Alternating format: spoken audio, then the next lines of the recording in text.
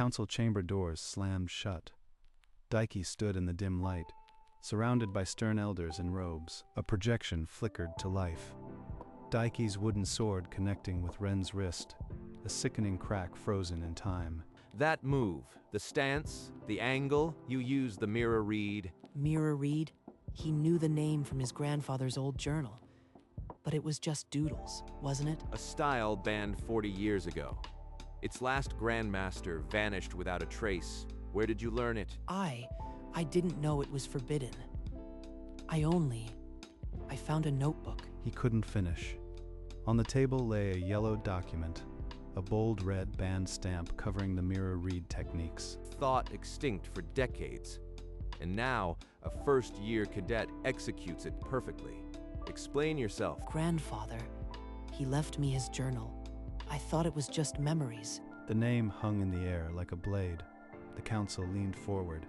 Daiki's confession had just opened a 40-year-old wound. 3 months earlier, the Academy's cherry blossoms masked a colder truth for Daiki. Look, the familyless cadet still can't hold a stance. No registered style, no heritage. He doesn't belong here. His grandfather was a crazy old man who brought shame. No wonder his mother hides his name. They're right. I am nothing. I come from a broken lineage. I don't belong. In the dojo, the instructor's words stung. Your form is pitiful. Even first years outdo you. Drill fundamentals until you can't fail. I can't even do the basics. I'll never measure up. In the mess hall, he sat alone. The laughter of other cadets, a constant reminder of his isolation. At home, his mother's resentment hung heavier than any insult. This old man cursed our name. I won't let his ghost haunt us. Forget him, Daiki. I am invisible. I am nothing. There's not a single reason for me to be here. A few nights later, Daiki's mother gave him a final chore. Throw out the last box of his grandfather's things. I want it gone by morning. Everything that man touched is a stain on this family. Daiki opened the box with trembling hands. Inside, old letters, a pipe, and a worn leather journal. A journal? Why would grandfather keep something like this hidden? The first page held a handwritten note. To the one who seeks strength without knowing they already possess it. Follow these steps, my heir. His heir? Was this meant for me? But I am a failure. I don't deserve this. He turned to a page filled with strange diagrams of stances and footwork, labeled mirror read, first form. Daiki stood and mimicked the first stance. His body moved before his mind could doubt. It felt right. Like my body remembered something my mind never learned. I can't throw this away. I'll train in secret. Maybe this can change everything. Weeks blurred into a rhythm of moonlight and sore muscles. In the abandoned dojo, Daiki drilled mirror read forms alone. His hands learned the grip, his feet the dance. But in his eyes, fear of discovery never faded. I am faster. The stances feel natural now, but if they find out, I'll lose everything. In class, he intentionally stumbled, dropping his sword, earning sneers. Ren's eyes narrowed with suspicion. That was too controlled a fall. The loser's hiding something. Keep an eye on him. After class, Ren gathered his lackeys in a shadowed corner. Kazuki's grin promised cruelty. Corner him after practice. No witnesses. We'll teach the familyless cadet his place. He's been too quiet lately. Today, we break him down for good. Daiki, passing by, caught their whispers. The ambush was set. He had hours to decide. If I use mirror read, I can fight back. But if I reveal it, I'll be expelled. What do I do? After the final bell, the hallway emptied. Ren and his two shadows blocked Daiki's path, wooden swords drawn. End of the line, familyless. We're going to see what you are really made of. Maybe we'll break more than just your pride today. I have no choice. Forgive me, grandfather. Daiki's body moved on instinct. His bakken rose into the first form of mirror read. Ren lunged. Daiki flowed like water, stepping inside the arc. The counter was a blur. The bakken struck Ren's wrist with a crack that echoed down the hall. Ren screamed, crumpling to the floor. Kazuki and Ryo stumbled backward, faces pale. They fled, leaving their champion writhing. Daiki stood frozen, the forbidden technique still humming in his grip. The sound of running footsteps grew louder. Daiki's secret was now a wound. Back in the council chamber, the silence was heavier than before. Daiki's whispered confession still echoed. Mira Reed was banned not just for being unregistered. Its movements are too unpredictable, too dangerous. Dangerous? But grandfather's journal was so precise. How could it be unstable? Its last Grandmaster, Isamu, vanished 40 years ago after a training accident turned fatal. Isamu, that's grandfather. He never ran from anything. A fatal accident. What happened? The council elders exchanged grim looks. Yoshida's voice carried no mercy. You used a forbidden technique. To remain at this academy, you must prove you can control it. The head elder pressed a red seal onto a document. The challenge was set in iron and ink. Defeat the academy's captain saints in a series of duels. Lose even one, and you'll be expelled. The journal will be burned. Daiki's breath caught. The impossible gauntlet now lay before him, and the first duel was in 3 days. Daiki walked out of the council chamber into a flood of whispers. The duels were now public. A notice board plastered with the challenge listed the 3 captains he must face. Students huddled, some accusing him of cheating, others curious. He was no longer invisible. That night, alone in the dojo, Daiki pushed through the forms until his muscles screamed. That stance. It's Mira Reed. The same style that vanished with Grandmaster Isamu. I feel grandfather here. Whatever the cost, I won't let his legacy be erased. In the boardroom, Ren's father pounded the table, demanding the duels be cancelled. The council's decision stands. If we revoke it now, we admit a deeper corruption. The notice remained. Daiki stood before it, the names of the captains burning into his mind. He's different from the rumors. There's weight in his eyes. I need to see more. The day of the first duel arrived. The dojo was packed, a silent arena of judgment. Captain Hiro, his strength is overwhelming. I can't meet him head on. Hiro lunged with a roar, a strike meant to end it in one blow. Daiki's body remembered. He flowed sideways, the Mira Reed deflection turning Hiro's momentum into air. The counter came like a whisper. Hiro crashed to the mat, disarmed but not injured. Daiki stood over him, chest heaving. Silence swallowed the room before erupting into reluctant applause. He had won. Then, as he stepped off the mat, a sharp twinge lanced through his knee. He stumbled. He forced himself upright. Nothing but strain from the unfamiliar pace. He ignored it. He favors his left leg. The style takes a toll. Surely he knows. Daiki limped toward the exit, the weight of 2 more duels pressing down on his throbbing knee. In the days that followed, Daiki faced the remaining captains. Each duel was a storm he weathered with Mira Reed. Captain Koga, a whirlwind of speed, fell to a deflection. But as Daiki planted his foot, his knee screamed. The third duel was chaos against a dual-wielding captain. Daiki's flowing counters won, but his limp was now undeniable. As the crowd dispersed, a quiet voice stopped him. Kotone stood at the edge of the mat. That style is sorrowful, yet beautiful, like a flower blooming in a storm. I don't know what you are talking about. It's just the legacy my grandfather left me. Let me train with you. I see the toll it takes. Perhaps I can help you find balance. She's right. My knee is failing. Maybe she can help. Or maybe she's after the journal. Fine. Tomorrow at dawn, the Eastern Dojo. Don't be late. Kotone nodded and walked away. Daiki's heart pounded with uncertainty and a fragile hope. At dawn in the Eastern Dojo, their blades clashed in a silent conversation, each strike a question. I found old records.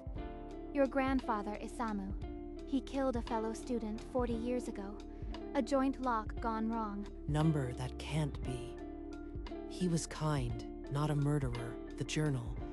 It was gentle. The style was deemed too unpredictable. The council buried the truth, but the scars remain. Was my grandfather a monster? Is that why Mother burned his photos? Every step I've taken, built on a sin. During the next sessions, his limp grew worse. Each pivot made him wince. but he pushed through the pain. That injury isn't healing. It's progressing. The style isn't just dangerous for opponents.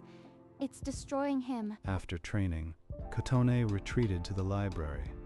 Dusty scrolls of medical records lined the shelves. There must be more. Why did the council truly ban Mirror Reed? This death was only the surface. As she read, her expression hardened. The truth she found was darker than she feared. The final duel against Captain Sota was a storm of steel and will. His traditional forms pressed Daiki to the brink. Daiki unleashed the advanced Mirror Reed, a whirling deflection that turned Sota's power back against him. But as he planted for the final strike, a white-hot agony tore through his knee. He crumpled atop his opponent. He won, but the victory was meaningless. Medics rushed the mat as Daiki's screams filled the silent dojo. In the infirmary, his knee was a swollen ruin. Daiki stared at the ceiling, a hollow shell. Kotone burst in, a medical scroll clutched in her trembling hands. Her violet eyes glistened with a horrible truth. Mirror Reed isn't just dangerous for opponents. Its tempo destroys the wielder's joints. Every practitioner, crippled by 30. Your grandfather knew. He vanished to hide the truth. This style is a slow death sentence. My grandfather? No. All this power was just self-destruction. I've been killing myself for a ghost. The weight of the revelation pressed him into the bed. His legacy was a lie, and his body the proof. Days later, Daiki forced himself to walk. Each step sent fire through his knee, but he masked the agony. Kotone intercepted him outside the infirmary. Her eyes held a plea he'd never seen before. The official notice on the board told him, "Represent Kenshin Academy at the national tournament." You can't. The Mirror Reed will destroy you before the final round. Withdraw while you still can walk. I can't stop. This is the only way to prove his legacy wasn't a mistake. I owe him. Honor a lie? He would have wanted you to live, not destroy yourself for a dead style. It's the only thing I am good at. Without Mirror Reed, I am nothing again. He turned and walked away, each uneven step a hammer stroke on her heart. He's going to break himself completely, and I'll be forced to watch. The tournament loomed, a battlefield where no victory would leave the victor whole. The national tournament arena roared, a coliseum of ambition. Daiki stood on the dueling platform, a ghost among the elite. Match after match, his Mirror Reed danced faster than light. But his footwork grew rigid, his landings labored. The crowd whispered, genius, but cursed. Each victory came with a wince he could no longer hide. He's pushing himself beyond limit. If this keeps up, his knee won't survive the tournament. Even as he advanced, his knee swelled further. Between matches, he sat in silence, ice numbing the fire. The quarterfinal brought a nimble dancer who dodged every strike. Daiki heaved, his knee refusing to pivot fully. In a desperate gamble, he forced a full spin. A sickening pop echoed. His knee subluxated, white agony searing through. Somehow, he followed through. The opponent fell. Daiki collapsed, the victory stolen from the jaws of his own body. That was his last gamble. He'll never survive the semi-final. Why won't he stop? Medics rushed to him, but he waved them off.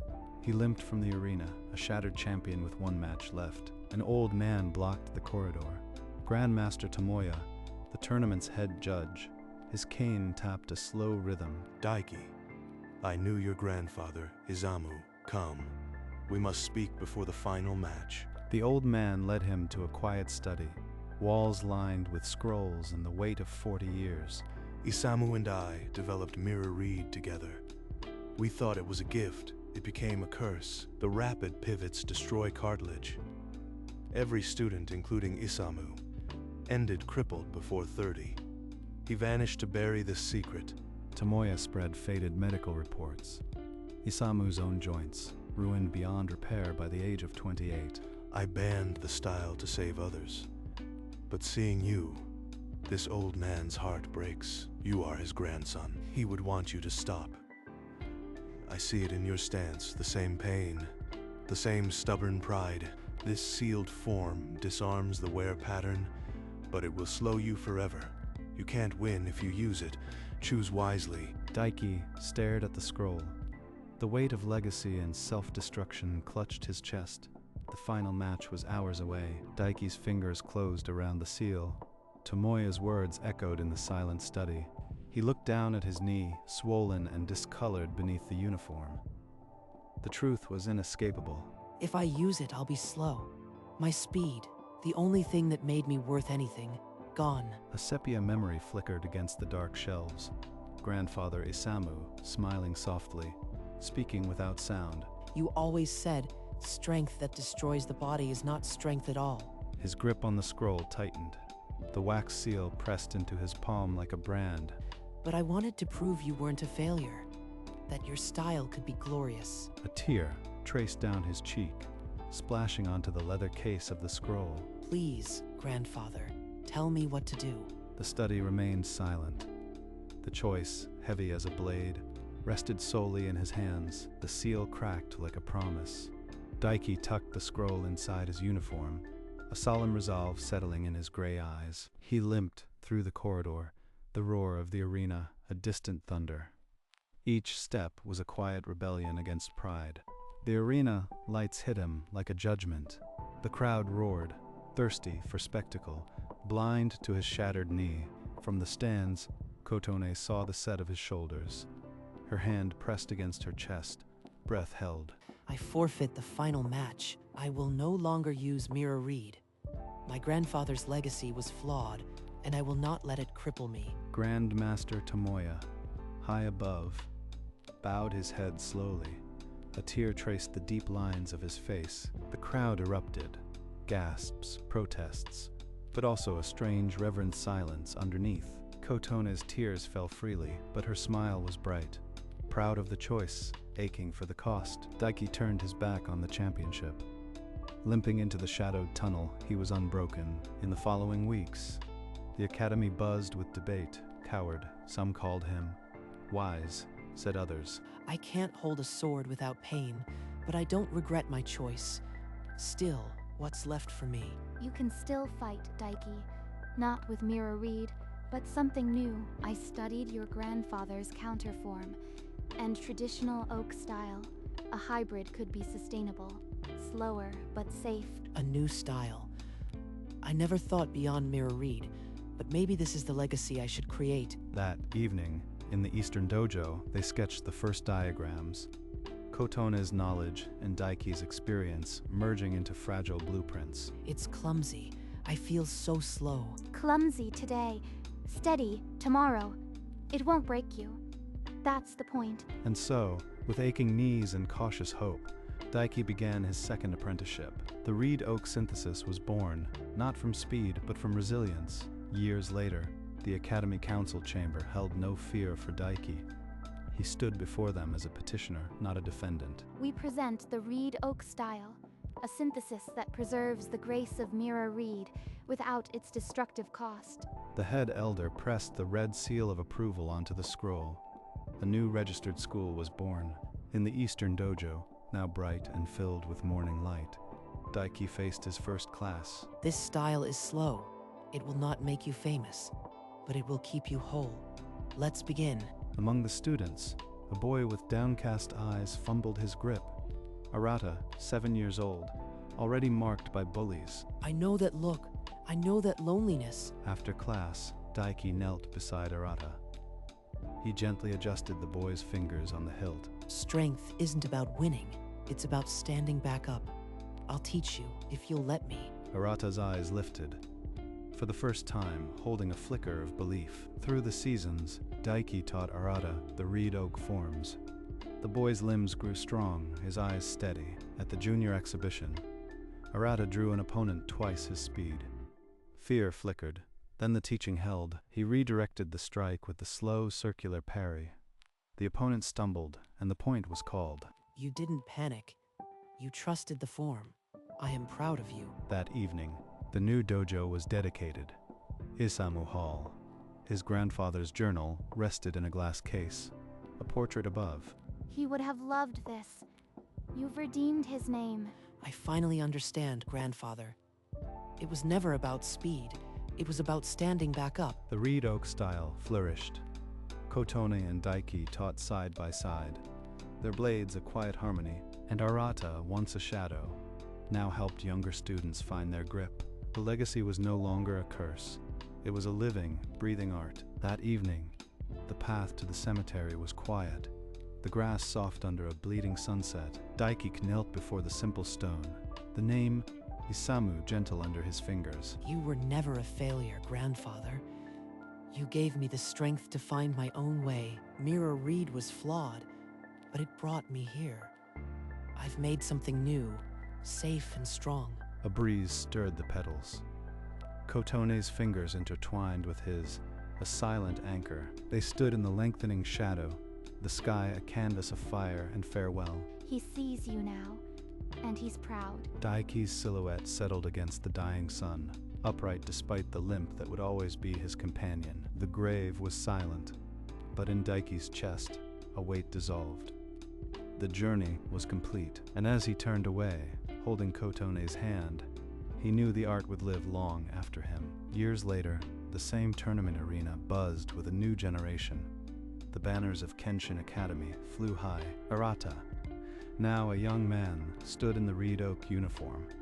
His eyes held the quiet confidence Daiki had kindled. In the stands, Daiki sat with Kotone. His knee no longer screamed, just a familiar ache, a whisper of a past war. Sensei, Princess Kotone, I will make you proud. You already have Arata. Now just show them what the reed oak can do. Arata's match began. His opponent was fast, but his stances were solid. Each movement rooted in the hybrid form. He won cleanly, no flash, no injury. The point was called, and Arata bowed to his opponent with genuine respect. He's just like you were, but without the pain. That's your real victory. Number, it's ours. The reed oak lives. Grandfather's journal is no longer a curse. Daiki's gray eyes, once fearful, now held only a quiet, steady light. The bullied cadet had outlasted every captain, not through speed, but through the strength to stand back up. Long after the tournament cheers faded, Daiki walked alone into Isamu Hall. The hall was silent, save for the soft hum of light around the glass case. Inside rested the old leather journal, open to a page scrawled with diagrams, the first mirror reed form he ever mimicked. Beneath it, a small brass plaque read, "From fragile reeds, strong oaks." Daiki leaned close. His reflection stared back, tired but at peace. As he exhaled, the reflection shifted.